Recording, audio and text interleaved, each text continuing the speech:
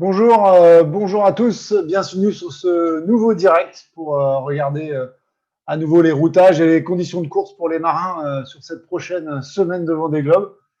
Vous êtes toujours plus nombreux à me suivre, c'est génial, vraiment, j'apprécie beaucoup. Je prends toujours autant de plaisir à présenter tout ça. Voilà, on a vu que la course était dure cette semaine. Le premier abandon aujourd'hui, Nicolas Troussel, forcément j'ai une pensée pour lui parce que c'est quelqu'un que j'apprécie et puis j'ai beaucoup d'amis qui ont aidé à le préparer.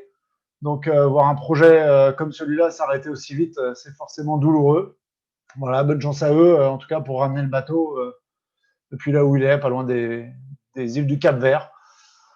Voilà, une pensée aussi pour Jérémy Biou qui va reprendre la mer demain, pardon, excusez-moi, il va reprendre la mer demain après avoir réparé. Hein, écoute, content pour toi, Jérémy. Je sais pas si tu regardes comme c'est ta dernière soirée à terre, mais on pense à toi et puis on regardera tes conditions à nouveau pour le départ tout à l'heure. Euh, voilà, n'hésitez pas à poser vos questions, j'essaierai d'y répondre. Forcément, on en choisira les meilleurs. Mais voilà, je vais vous présenter aujourd'hui l'arrivée dans le poteau noir avec les coureurs qui vont arriver demain. On va regarder un petit peu quels éléments météo on peut regarder, surtout les images satellites. On va avoir une vision de la météo à une dizaine de jours, donc c'est-à-dire jusqu'à l'Afrique du Sud à peu près. Et on terminera par une analyse du pointage de 22 heures qui devrait tomber juste à la fin de ce live. Alors c'est parti. Hop.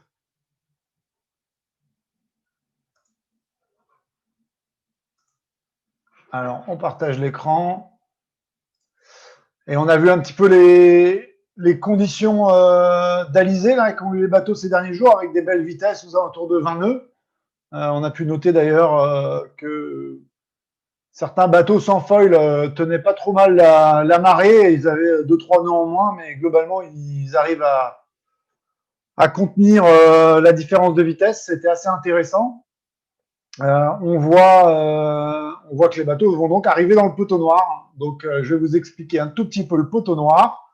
En enlevant ça, en fait, on a une petite zone traditionnelle d'entrée dans le poteau noir qui consiste en 3 waypoints chez moi, en tout cas, qui commence au 25 ouest jusqu'au 30 ouest. Ça, c'est à peu près les deux côtés de la porte dans laquelle rentrer dans le poteau noir, c'est-à-dire pour prévoir un peu ses routages à l'avance.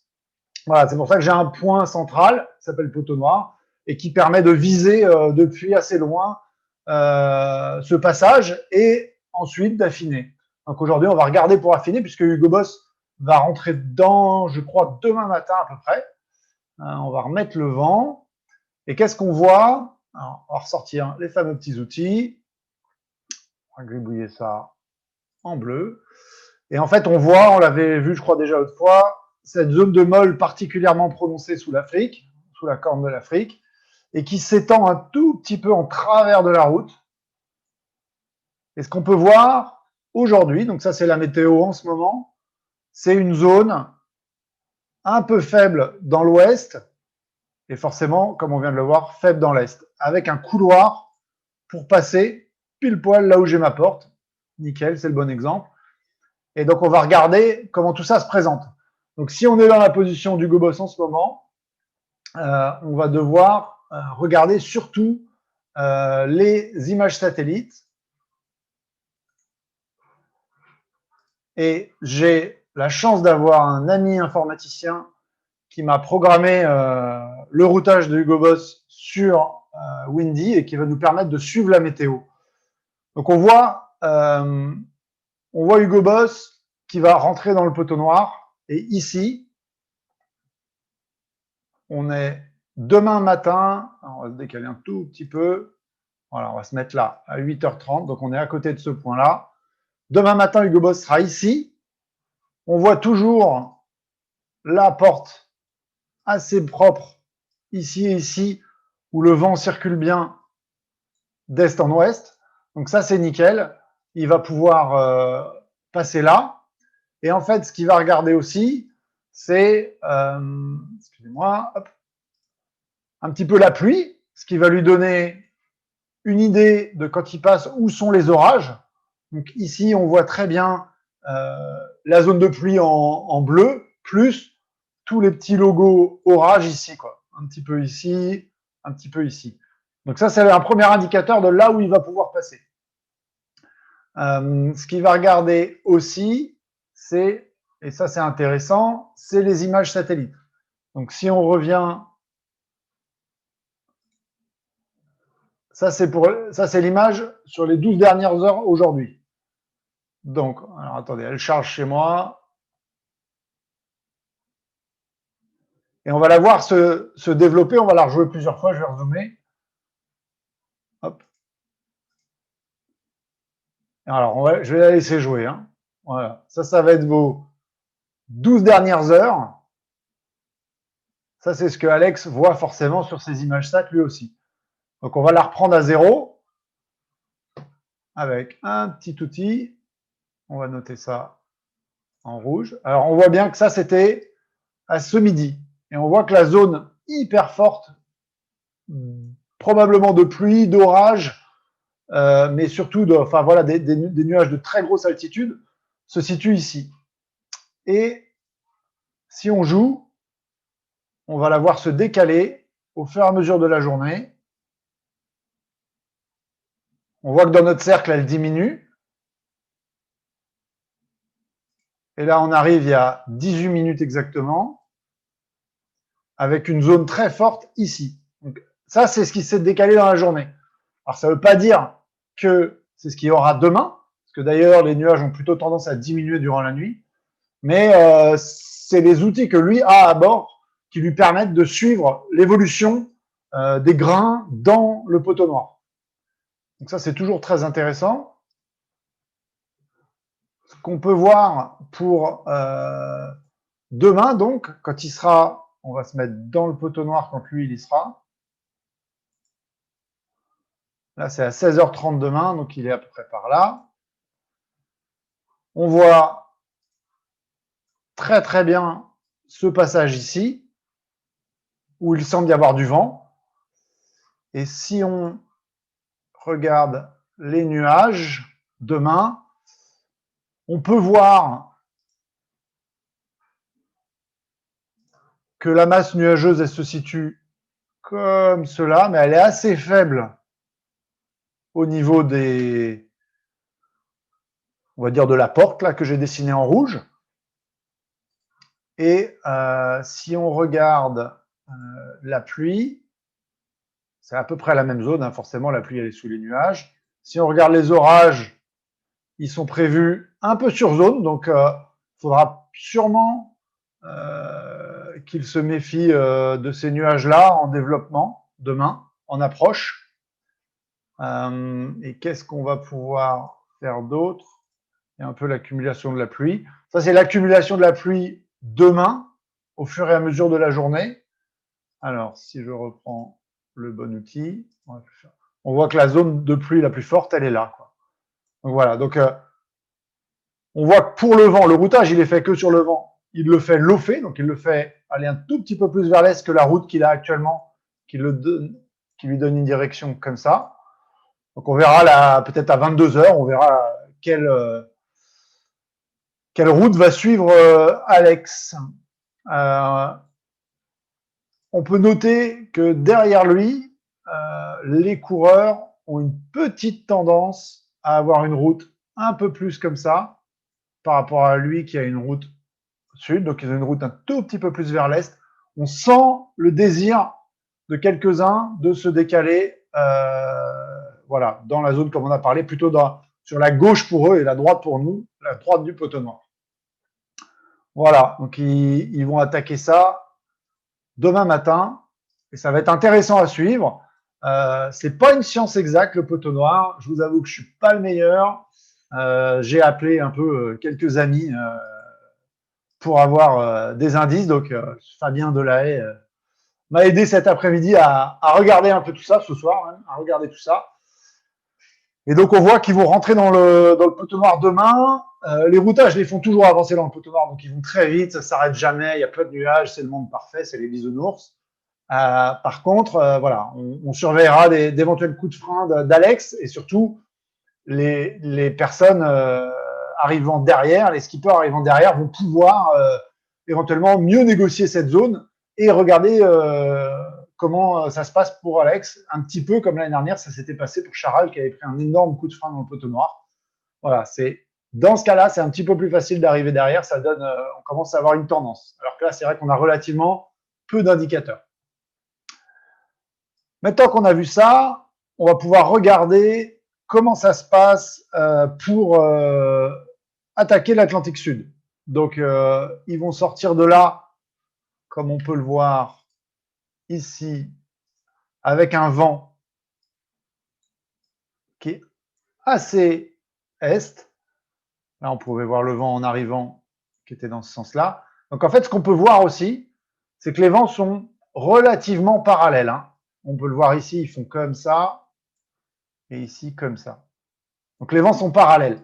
Et du coup, ils ont tendance à pas trop, on va dire, frotter l'un contre l'autre.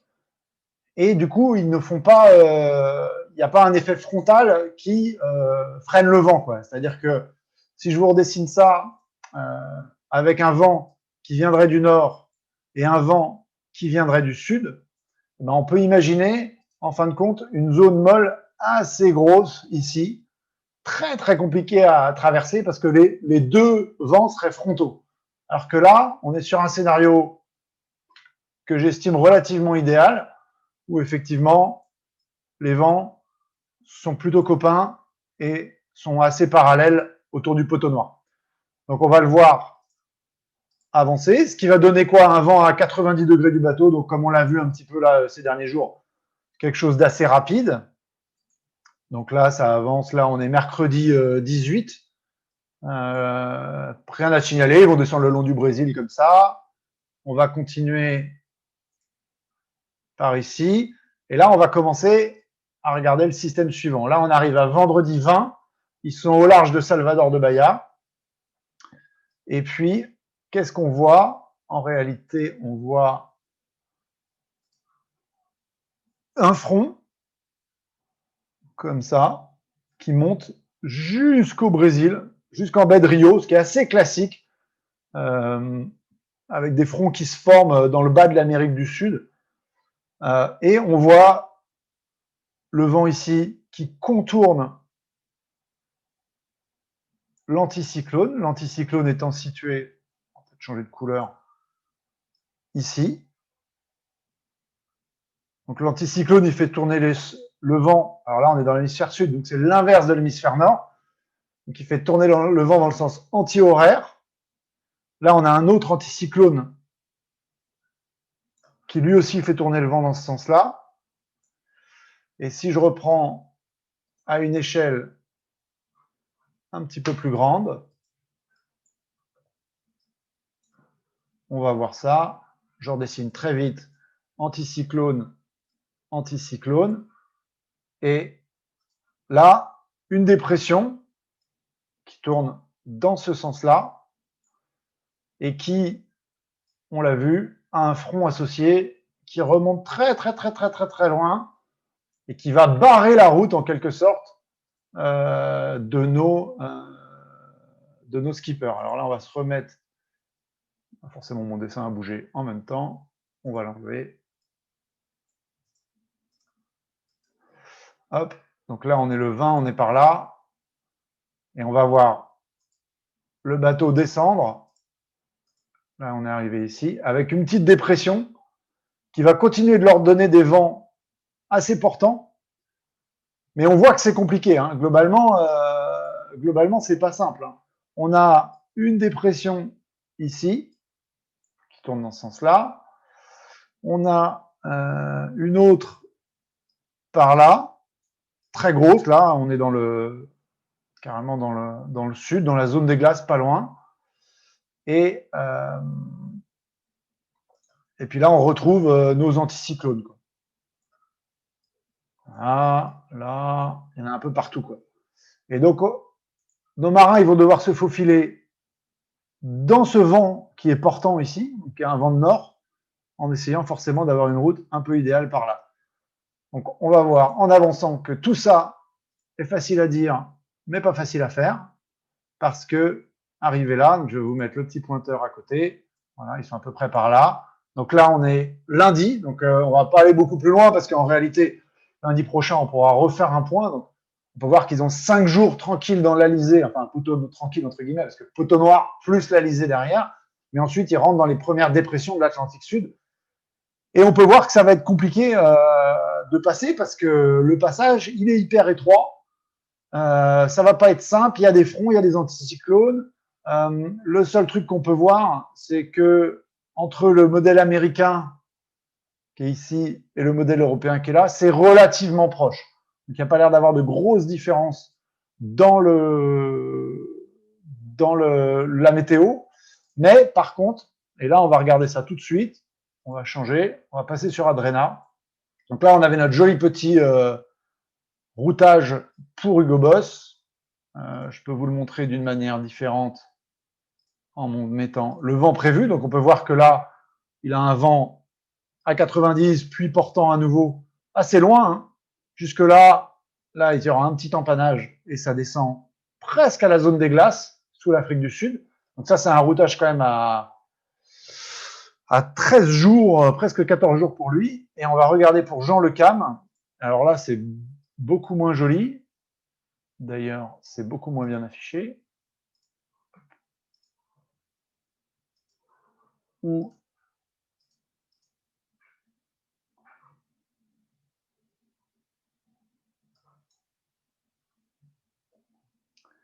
Où le routage propose. Alors, je doute que Jean Le Cam fasse ça exactement parce qu'il y a pas mal d'incertitudes pour la suite. Mais on peut voir que le routage lui dit de faire le grand tour et d'éviter une grande zone. Alors, on va aller voir quelle zone il parle, le routage. Voilà. Là, on retrouve une zone qui va se développer, qui honnêtement est pas très jolie. On peut voir une grosse zone très molle en travers de la route, avec en plus une zone perturbée ici.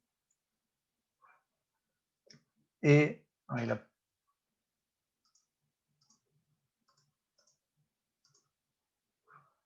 va le faire avancer un petit peu. Donc là, c'est la zone que Alex va essayer d'éviter.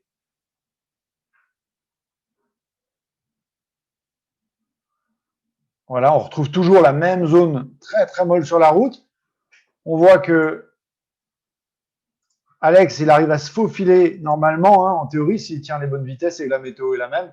Il arrive à se faufiler dans cette toute petite langue de vent là, entre l'anticyclone et le front. Ça va pas être facile à faire honnêtement, mais il y arrive. Et pour Jean, ça se complique derrière.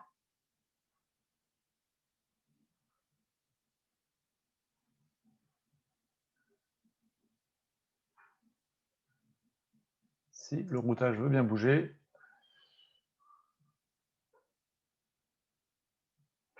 Voilà, donc on peut voir que pour Jean, en théorie, là, le vent, en fait, il est dans ce sens-là, donc il est auprès. Donc ça ne donne pas envie au routage de contourner. Donc le routage va plutôt chercher des vents portants autour de cet anticyclone-là. Ça fait un énorme détour. Je doute que ça se passe comme ça. Il y a forcément une étude météo assez compliquée à faire, mais on pourra voir ça la semaine prochaine. Et c'est ça qui va nous intéresser, parce que ça nous donnera une idée de la route et des conditions pour l'Atlantique Sud et l'entrée de l'Indien, puisqu'on peut voir qu'on va se retrouver assez vite avec d'énormes dépressions qui vont générer des vents puissants au vent arrière, voilà, comme ils s'attendent à avoir dans l'Indien et dans le Pacifique sur le mois suivant. Donc ça va être passionnant. Hop, je vais me recaler maintenant et je vais prendre vos questions. Ah oui, alors première question, peux-tu nous confirmer que Jean Le Cam ce que Jean Le Cam disait sur les retardataires qui vont se faire piéger. Ben, on peut le voir. Apparemment, c'est le cas. Je peux vous montrer un autre exemple quand même que j'ai préparé. C'est Apivia, qui a, je crois, 170 000 de retard ce soir et qui, apparemment, et je l'espère forcément pour lui, on va se mettre à un autre point, un peu plus avancé, arrive à rester dans le même schéma météo qu'Alex Thompson, ce qui serait une bonne nouvelle pour la régate. Donc, juste pour clarifier, hein, les deux bateaux se situent ici et ici. Et là, on est à la date du, c'est tout là-haut, mais mercredi 24. Donc, on peut voir qu'il y a très peu de distance. Je ne vais pas la mesurer parce que c'est tellement théorique que ça ne sert pas à grand-chose. Ça serait la bonne nouvelle, ça serait qu'on garde une bonne bagarre à l'avant de la course. Alors, voilà pour cette première question. Quel est le poids de la situation en Atlantique Sud sur la décision d'attaquer le poteau noir à telle ou telle longitude? Donc, bon, on l'a un petit peu vu tout à l'heure, mais ça peut permettre de clarifier. Le poteau noir, je pense que, vu l'état actuel, vu comment il est intense dans l'ouest, ils vont s'en occuper en priorité. Ils vont essayer de se sortir d'abord de ça. Et ensuite, de trouver le bon angle pour la stratégie de l'Atlantique Sud. Ce que je peux vous dire, je pense que ce qu'ils vont essayer de chercher, et c'est souvent le cas, c'est on essaye de chercher la zone de décision la plus tardive, en fait. Parce que ça sert à rien de décider ici une route à ras du Brésil, alors que c'est une météo à 7 jours, voire à 10 jours. La précision, elle est limitée. Donc, je pense que Jean va prendre, et c'est concurrent aussi, une route médiane qui va lui permettre, on va dire, à un point donné, de décider est-ce que je tire la barre et j'accélère chercher un système dans l'ouest de l'Atlantique Sud, ou est-ce que j'arrive à être opportuniste et à couper. Mais en tout cas, c'est assez récurrent, on essaye toujours de chercher le moment de décision le plus tardif possible pour avoir la météo la plus à jour possible quand on prend la décision. C'est hyper important de ne pas trop anticiper ces choses-là parce que ça peut changer. J'ai fait des tests depuis hier à peu près et ça change assez vite parce que je crois que les routages d'hier, si je ne me trompe pas, c'était l'inverse complet. C'était Hugo Boss qui partait dans l'ouest et Jean Le Cam qui arrivait à couper le fromage. Donc autant vous dire que ces choses-là changent rapidement. Donc je pense que vous pourrez regarder à nouveau ces choses-là une fois les bateaux bien sortis du poteau noir de plusieurs centaines de milles. Là, on aura une idée et on pourra regarder les décisions qu'ils vont prendre. Est-ce que le routage est le même pour Thomas Ruyant que pour le CAM? Donc là, je pense qu'on va dire plutôt que le routage pour Thomas Ruyant est le même que pour Apivia. Donc, ils n'ont pas l'air de trop s'échapper. Mais bon, ça reste assez théorique, hein, forcément. Et je préfère pas trop m'avancer là-dessus. Je voulais regarder quelque chose. Ouais, alors du coup, on a récupéré le pointage. Enfin, moi, je le récupère en avance. Le pointage de 22 heures. Et en fait, on peut voir, comme on en parlait tout à l'heure, que Hugo Boss, qui avait une route plein sud, l'a légèrement infléchi vers l'ouest. Aussi peut-être pour accompagner. On voit que Thomas, vers l'est, pardon, l'a infléchi vers l'est. Et on voit que Thomas a fait un petit peu la même chose. Charlie aussi. Il y a toujours un petit peu plus d'est et Jean aussi. Un petit peu plus d'est dans leur route, quoi.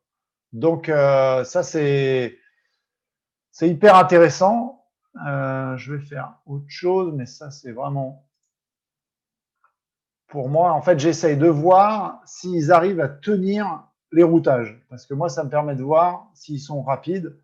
Et en fait, vous pouvez voir ici que mon dernier routage qui était sur la position d'il y a 4 heures, eh bien, en fait, prévoyait que Alex Thompson soit là et il est juste à côté. Donc, il a fait moins d'est, mais il a quand même avancé à la même vitesse. Pour moi, c'est un bon repère dans la qualité de mes routages. On peut voir que Charlie, c'est quasiment pareil, voire il a été quand même globalement très rapide, 18,8 sur la dernière demi-heure. Donc voilà, j'avais une position ici pour lui, il a été un petit peu plus rapide que le routage. Et puis Jean Le Cam, lui, voilà, c'est un peu ce qu'on disait aussi.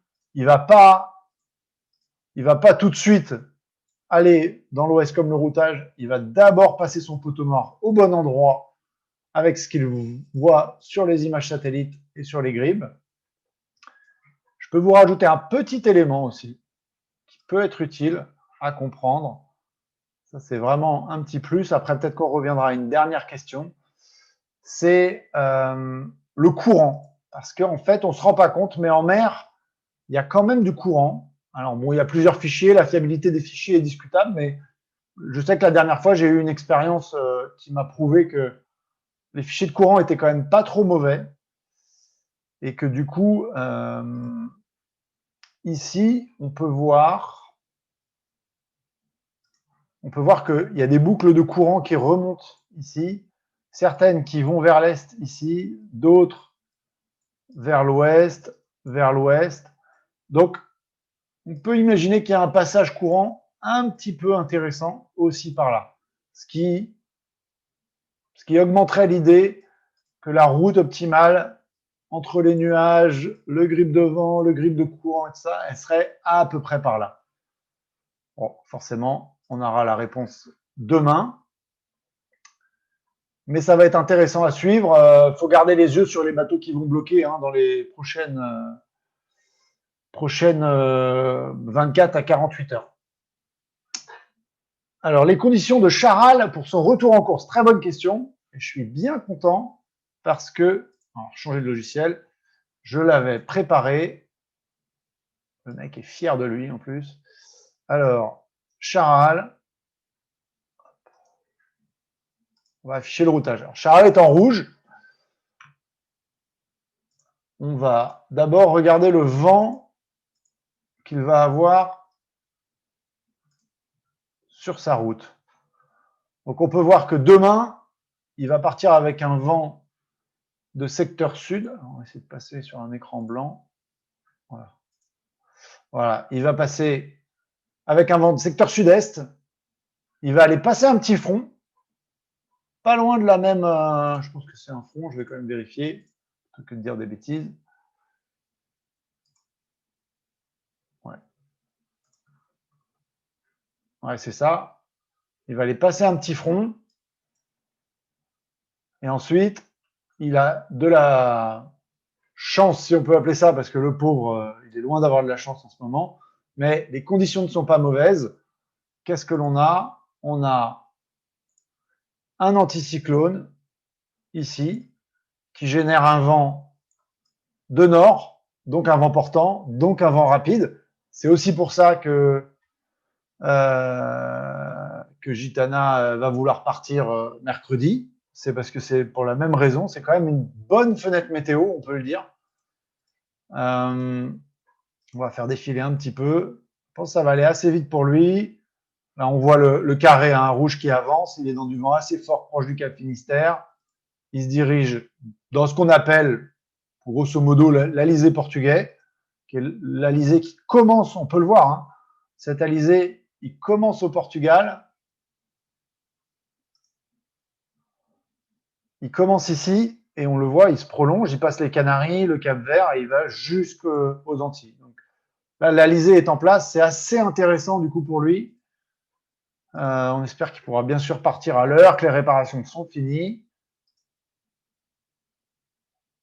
Et puis peut-être un petit passage mou. Alors je ne suis pas sûr que mon routage soit vraiment ce qui est le plus optimal. Hein. Je l'ai fait rapide, mais en fait en regardant rapidement, on peut imaginer qu'il y ait aussi une route intéressante par là à voir. Là, il est passé par là. C'est vrai que je ne l'ai pas beaucoup travaillé, mais ça veut dire qu'il y a quand même des options. Ça devrait aller assez vite. Bon, ça, le petit coup de mou là qui est dans le milieu ici là, c'est encore une dépression là, qui est enroulée un peu comme on avait Theta l'autre jour. Elle embête l'Alizé quoi. Elle est vraiment gênante à chaque fois. Donc bon, ça c'est à surveiller. Hein. C'est une météo assez lointaine. Et voilà, si on avance, on va avancer de plusieurs minutes, plusieurs heures pardon. Et en fait, ça le fait arriver au milieu du Cap-Vert, apparemment. Bon, il faudra forcément voir ça en détail. J'ai l'impression quand même qu'il va falloir qu'il cravache pour choper tous ces créneaux-là qui sont assez positifs. Et ça lui donne 7-8 jours au poteau noir, c'est quelque chose d'assez correct. Et on peut regarder quand il arrive en approche de poteau noir.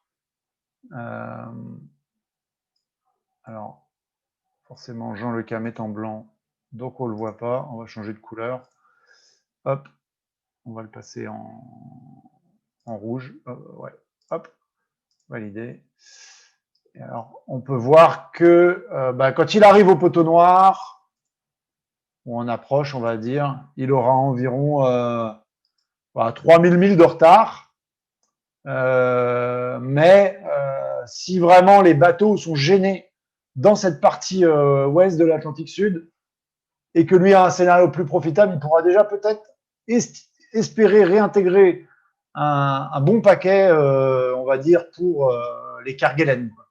Donc l'espoir est permis pour Jérémy. Alors, petite question routage, bon ça c'est pour ceux que ça intéresse. Comment décide-t-on du point d'arrivée sur un routage?